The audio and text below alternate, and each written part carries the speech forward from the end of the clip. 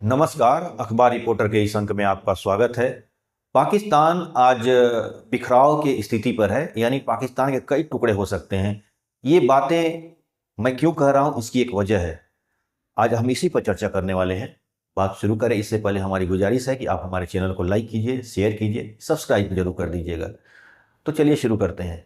देखिए, जब मैं ये बात बोल रहा हूँ कि पाकिस्तान बिखराव की कगार पर है, तो इसकी एक ठोस वजह है। पाकिस्तान जो बना था वो एक झूठ के बुनियाद पे बना था, और झूठ था मुस्लिम उन्माद। यानी मुस्लिम जो भाईचारा की बात की जाती है, मुस्लिम एकता की बात की जाती है, ये एक फेक नैरेटिव है और सिर्फ किताबी बातें हैं। पाकिस्तान का बुनियाद भी यही था।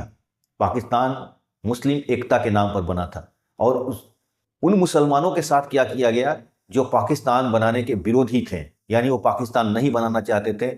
इसमें आज सबसे कई नेता हैं, इसमें कई बड़े बड़े नेता का नाम है। मैं सबके बारे में थोड़ी थोड़ी हिंट देना चाहता हूँ, क्योंकि देखिए ये बहुत बड़ा मसला है और इसे 10-20 मिनट के वीडियो में नहीं बताया जा सकता है। लेकिन फिर भी मैं कोशिश करना चाहता हूँ कि आपको थोड़े में ही बहुत कुछ बता दूँ। देखिए, बलूचिस्तान जो था, आज आपने देखा भी होगा कि वहाँ पर एक ट्रेन हाईजैक हुआ था और वो लोग अलग होने की मांग कर रहे हैं। वहाँ पर लगातार खून खराबे हो रहे हैं। तो इसकी वजह है कि वहाँ पर जो कलात के खान थे, वो नहीं चाहते थे पाकिस्तान में मिलना, और उन्हें फोर्सली पाकिस्तान में मिलाया गया था।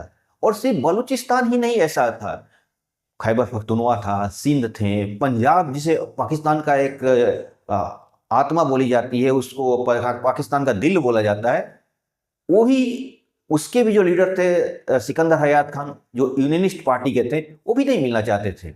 वो भी नहीं चाहते थे पाकिस्तान बनना।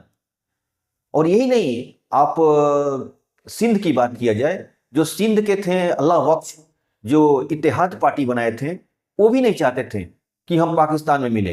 तो इस ऐसे बहुत सारे नेता थे और ऐसे बहुत बड़े बड़े लीडर थे जो पाकिस्तान नहीं चाहते थे कि पाकिस्तान नाम की कोई चीज़ बने। वो भारत की एकता के बारे में बात करते थे। तो अब देखिए, जब आपने बलूचिस्तान के बारे में, तो आपको मीडिया ने बता ही दिया होगा कि वहाँ पर जबरन उनको जिन्ना ने बाई फोर्सली उन्हें पाकिस्तान में मिलाया था। तो बलूचिस्तान का तो मसला है ही है। लेकिन जो यूनियनिस्ट पार्टी पंजाब की बात कर रहा हूँ, वो अकाली दल और कांग्रेस के मिलकर 1937 में अपनी सरकार बनाई थी, और सेकुलर पार्टी थी। वो नहीं चाहती थी कि पाकिस्तान नाम का कोई चीज बने, यानी पाकिस्तान से वो बिल्कुल विरोधी थे कि पाकिस्तान नाम का चीज कोई नहीं होना चाहिए, भारत का बंटवारा नहीं होना चाहिए। बाद में वहाँ पर उपद्रव कराया गया 1942 में। फिर अकाली दल और ये लोग सरकार गिरी, और उसमें जिन्ना ने क्या क्या हंगामा कराया, और फिर बाद में वो पाकिस्तान में जो पंजाब क्षेत्र था वो जिन्ना के फेवर में चला गया था। लेकिन इसके लिए बहुत दंगे फसाद हुए हैं, बहुत कुछ किया गया। सिंध में जो सिंध के भी नहीं मिलना चाहते थे, जो अल्लाह बख्श थे, वो नहीं मिलना चाहते, इत्तेहाद पार्टी के जो थे, उन्हीं के साथ क्या किया, उनकी हत्याएं कराई गई। और इस हत्या में मुस्लिम लीग का हाथ था।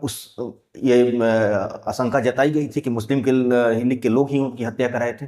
तो ये भी था, यानी जो लीडर्स पाकिस्तान बनाने के विरोधी थे, उनकी धीरे धीरे हत्याएं कराई गई, उनके साथ ज्यादतियां की गई। अब सिकंदर हयात खान की मृत्यु के बाद जब जो नए लीडर बने, उनका नाम था हयात तिवाना।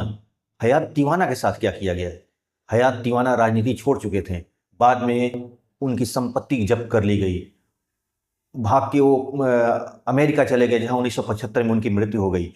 ये वही हयात तिवाना ही नहीं, खान अब्दुल गफ्फार जो पख्तून थे, उनके साथ क्या किया गया? अपनी वो सारी जिंदगी जेलों में बिताए, अपने वो हमेशा जेल में ही रहे। वो भी नहीं चाहते थे कि पाकिस्तान में भी कोई चीज बने।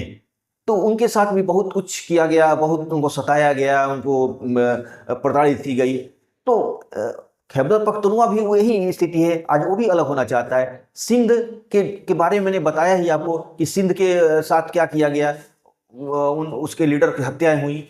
और तो बात छोड़िए ना, जो लोग यहाँ से गए हुए थे, यानी जो लोग भारत से गए हुए थे, उनको मुहाजिर कहा गया, और उनको आज तक या तो बिहारी बोला जाता है, उनको मुहाजिर बोला जाता है, और उनको पाकिस्तानी लोग नहीं समझते हैं। और मजे की बात देखिए, अहमदियों के साथ क्या किया गया? अहमदिया पाकिस्तान बनाने में उनका सबसे बड़ा रोल था। जिस तरह भारत में यूपी बिहार के मुसलमान पाकिस्तान की मांग कर रहे थे, अहमदिया भी उसमें बहुत बड़ा रोल अपनाए थे पाकिस्तान को बनाने के लिए। और इसके जो नेता थे बसरुद्दीन, वो तो फुरकान आर्मी बनाए थे जो कश्मीर पर हमला किया था। आप सोच सकते हैं कि ये जो लोग पाकिस्तान बनाए थे, जिनका पाकिस्तान बनाने में भूमिका थी, उनके साथ क्या हुआ। उनको आज अहमदियों को 1975 के आसपास गैर इस्लामिक बना दिया गया, काफिर बोल दिया गया। मतलब आज जो लोगों ने पाकिस्तान बनाने की बात की थी, आज वो भी प्रताड़ित हो रहे हैं। चाहे वो यूपी बिहार के लोग जो बढ़ चढ़ के इसी आंदोलन में साथ दिए थे मोहम्मद अली जिन्ना का, वो लोग आज वहाँ पर मुहाजिर बन के रह रहे हैं और उन्हें सेकंड क्लास सिटीजन माना जाता है। और जो लोग ने विरोध किया था पाकिस्तान बनाने की, उनमें कुछ लोग हत्याएं हो गई, कुछ लोगों को जेलों में ठूस दिया गया, किसी लोगों को काफिर बना दिया गया। मतलब आप ये मान के चलिए कि पाकिस्तान एक फेक नैरेटिव पर बना हुआ था, और इस एक झूठ को सच करने के लिए पाकिस्तान लगातार कोशिश कर रहा है। आज वो अपने आप को अरबी कहना चाहता है, अपनी कल्चर को अरबी बताना चाहता है, कभी कुछ लोग टर्किश बोलने लगते हैं। मतलब वो भारतीय जो संस्कृति थी, जो भारत से जुड़ी हुई संस्कृति, भारत में कई तरह की संस्कृतियां हैं, एक मिलीजुली संस्कृति थी, लेकिन उस सच्चाई को नहीं एक्सेप्ट करना चाहता है वो। आज जो बलूचिस्तान में हिंगला माता की जो मंदिर है, उसको भी मतलब वो लोग नहीं एक्सेप्ट कर रहे हैं। कहने का मतलब ये है कि जिस नैरेटिव में पाकिस्तान बना था, जिस उस झूठ को सच करने के लिए पाकिस्तान लगातार गलतियों पर गलती करते जा रहा है। पाकिस्तान एक झूठ था, पाकिस्तान एक फेक नैरेटिव था, एक उसमें कोई सच्चाई नहीं थी। आज वहाँ के किताबों में अभी 13 मार्च का एक न्यूज़ है वहाँ का, कि वहाँ पर पंजाब में स्कूलों में हिंदी गाने बजाने पर रोक लग गया है, या उस तरह के कोई नाच गाने नहीं हो सकते हैं। भारतीय कल्चर्स को वो लोग नज़रअंदाज करने की बात किए हैं, मतलब निगलेक्ट करिए, उसको छोड़िए, मतलब इस तरह की कुछ बातें हो रही हैं। लेकिन वेस्टर्न जो डिजाइन, वेस्टर्न कल्चर और वहाँ के डिजाइन कपड़े उपड़े पर कोई रोक नहीं है। यानी कहने का मतलब कि जिस देश की पूरी बुनियाद ही इस बात पर चल रही है कि किस तरह भारत का विरोध करेंगे, हिंदुओं का विरोध करेंगे, कल्चर्स का विरोध करेंगे, भारतीय कल्चर का। अब आप कल्चर कैसे बदल सकते हैं? जरा सोचिए। धर्म बदलना आसान हो सकता है, धर्म बदलने के लिए सिर्फ कलमा पढ़िए या जो रीति रिवाज है उसको अपना लीजिए, धर्म हो जाता है। लेकिन कल्चर तो नहीं बदल सकता ना। आप इस बात को पाकिस्तान नहीं समझ पा, संस्कृति है, आप एक झटके में नहीं खत्म कर सकते हैं। आदमी की सोच नहीं बदल सकते हैं, लोगों के सोचने का तरीका, लोगों का जीने का तरीका नहीं बदल सकते हैं। और पाकिस्तान ये करने के लिए पूरी कोशिश करा, और उसने स्कूलों में इस तरह के कार्यक्रम शुरू किए, लेकिन कुछ उससे कोई फायदा नहीं हुआ।